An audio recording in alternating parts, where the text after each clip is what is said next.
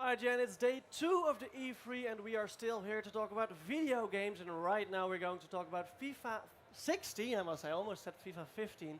My name is Maarten and next to me is Nick Chen, and he's the senior producer of the game. Welcome, Nick. Thank you. Nice to have you here. It's great to be here. How's this E3 for you? It's been fantastic. As you see, we just opened the gates, so everyone's flooding in. It's been a great show as always. Day 2, so we're ready to go. So you're working on FIFA 16 a whole year, I think. So let's just dive in. What did you bring for us? Lots of stuff. So we're going to go straight into looking at some gameplay stuff here, and I think that we're really excited about the game that we're bringing in this year. Really taking a step back as developers, looking at all areas of our game. We talked a lot about innovating across the entire pitch, and really touching all the systems that we have, and really creating a very balanced experience. The balanced sports game is ultimately a real fun game to play. So if you look back at FIFA 15, what would you name as the things that bothered you the most, where you were not happy with? Yeah, well, listening to fan feedback, the two really big things, and one was they really wanted confidence in defending. It was difficult at times to stick with speedy wingers, Ronaldo, they were really Bale. A bit overpowered, I think, right? And I think a lot of times you saw online players playing with Real Madrid versus Real Madrid. So we wanted to create a game that felt more balanced. So we've done a lot of work in defending, which we're going to show you in a minute. The second thing as well was really bringing the midfield back into play, and people just bypass the midfield completely, right? Exactly, and I think a lot of people felt they could go from from defending straight up to the up front with the long passes, but also that pace, the speed of the wide players, especially the skilled ones, meant it was quite easy to bypass the midfield. So those are the things that we've really focused on. Also looking at creating those moments of magic as well, kind of some new dribbling mechanics, working a lot on shooting, and literally touching every single system in our game. But it's all about creating a really balanced experience. All right, awesome. So Pele was actually at the press conference of EA, right? Absolutely. So what is his relation with the game, actually? Well, if we look at our game and looking at creating this balanced experience, we have an amazing technology. We have the player impact engine and physics and locomotion and animation. If we can create it, looking at our entire game, improving it, balancing the game out, we feel that ultimately it's the beautiful game, and in FIFA you can play beautiful. He coined that phrase. What better way to exactly, and what better way to show that than have the great man himself on stage with David on Monday? Yeah, well, so looked really cool. Okay, let's just dive in. I think you have a new feature. It's called Swift defending, no? Yeah, swing steps. So so we've done a lot of work around really focusing in on the agility and the responsiveness in the players, and this is just one example of many. So you see Neymar here, the defender. He's just keeping with Bale, and you can see just quickly and agile keeps changing in these swing steps to stay with Bale. And as we know, last year at times, it was very difficult to stay with Bale as a defender. If we go into the next sequence here, we've obviously done a lot of work around the player movement itself and responsiveness, but we've also done a lot of work around the AI of the team themselves, the defensive playing as a unit. So you can see there that the possession was changed. There was a change in possession. What I want you to look at is the bottom of the screen. Look at the left back. Sorry, the right back. And he covers instantly, gets back in the play, and is able to cover that nice through ball. Is this the AI, or is this? This is the AI actually tracking back for you, getting players back into position. Here's another example here. Previously in the game, we'd focused too much on man marking. Players would focus completely on man marking. If you look at the top of the screen here, you can see Rakitic. He's man marking.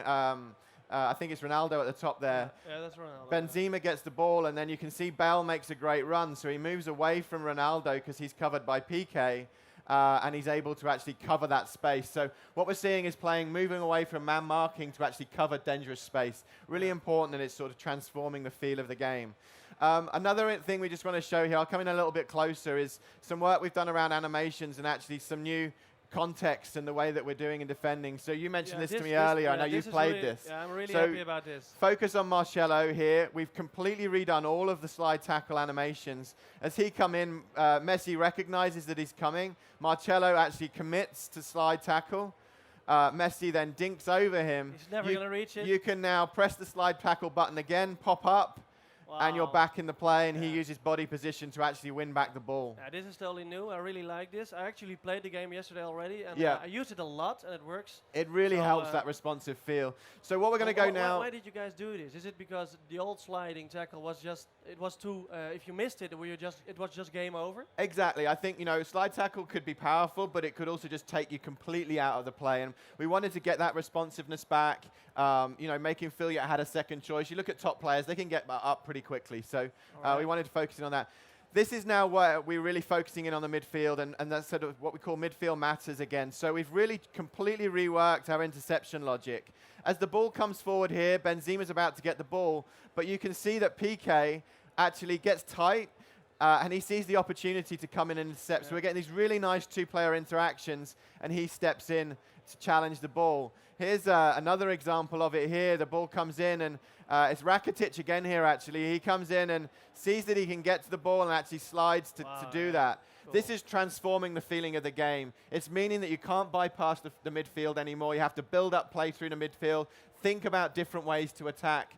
It's creating much more variation, meaning that you can look and play with different teams, within the game. But I talked about balance right off the top, and this is a way that you can counter the interceptions. You can now do a quick pass, a hard pass anywhere on the pitch. Right? Yeah, it's right bumper and pass, or R1 and pass. Yeah. And you can see here, this is a much quicker pass.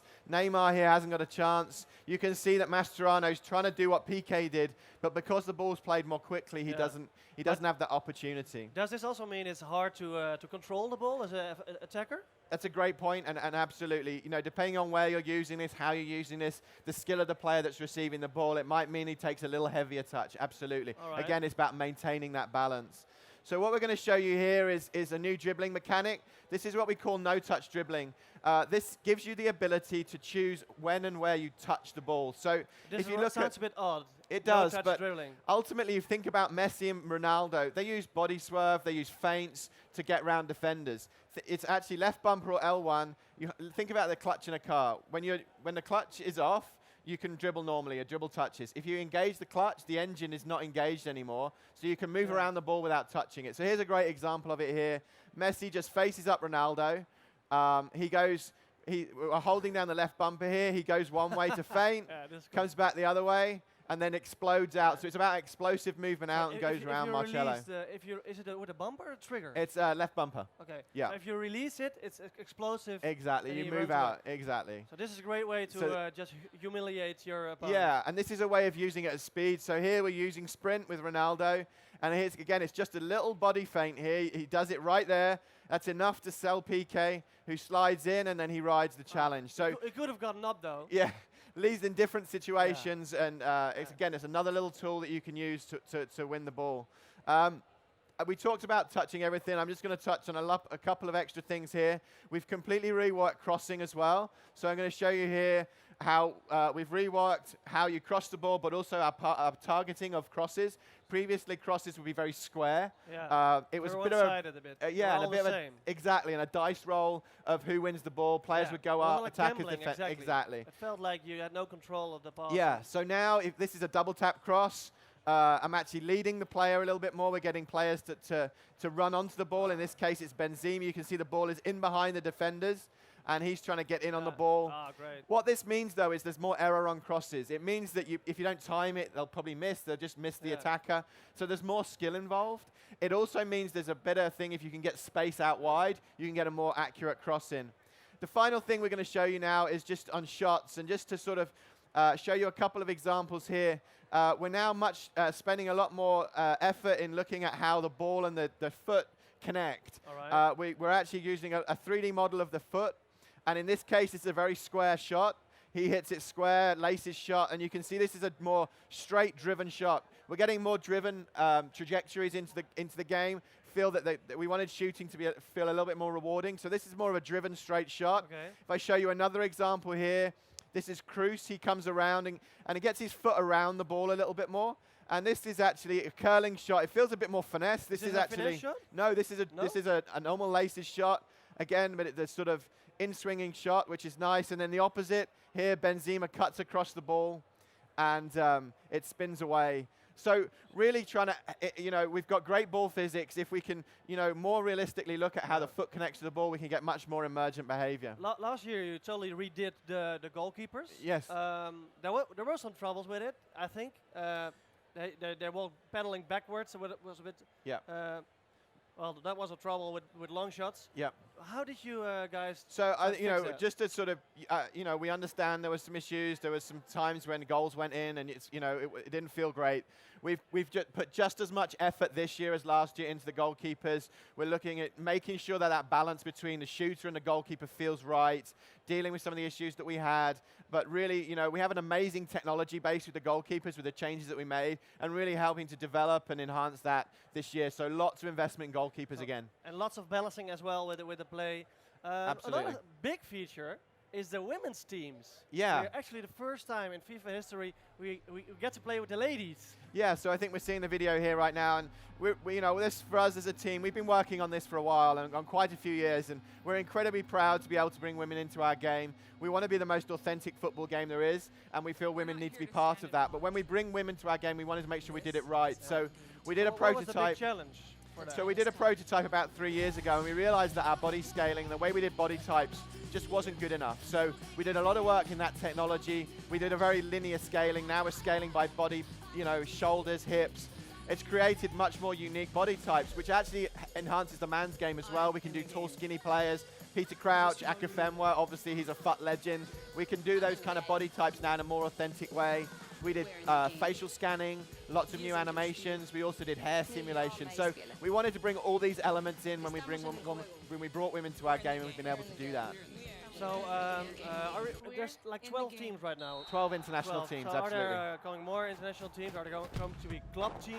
Well, we've started with 12, and obviously we're very excited to do that. We'll see how people react, and we'll look and see what we want to do in the future. But right now it's 12 international teams. So I also saw we saw Messi, right? And we had this, he had the tattoo sleeve. Yeah. That's a new thing in FIFA as well, right? It is. So obviously we've never had tattoos on the arms before. It's just Messi right now.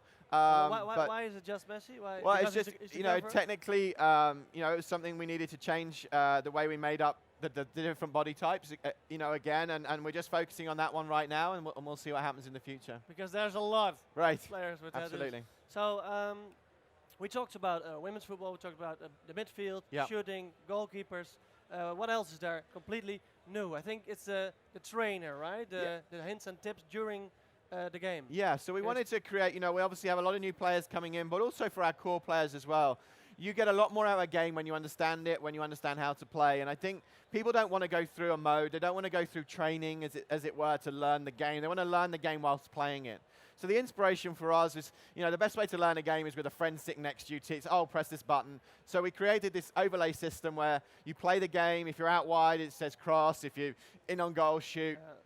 But the key is as well, it kind of updates with you. So if you complete a number of passes, it'll then show you through balls.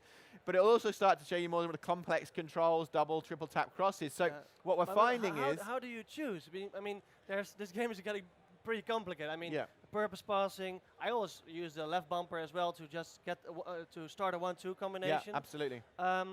So how do you choose what to tell the player, the new player, obviously? It's a great question, and we're looking, basically it'll automatically kind of level up with you, or for our more experienced players, you can set it to level 5, 6, or 7, and actually have it at that higher level straight away and learn some of the more advanced moves. And again, we're finding everyone learns something, which helps enhance their experience. And that's what it's all about. The more you know about the game, the more you get out of it. All right, well, thank you very much for being here. So good luck with the game. Thank you very much.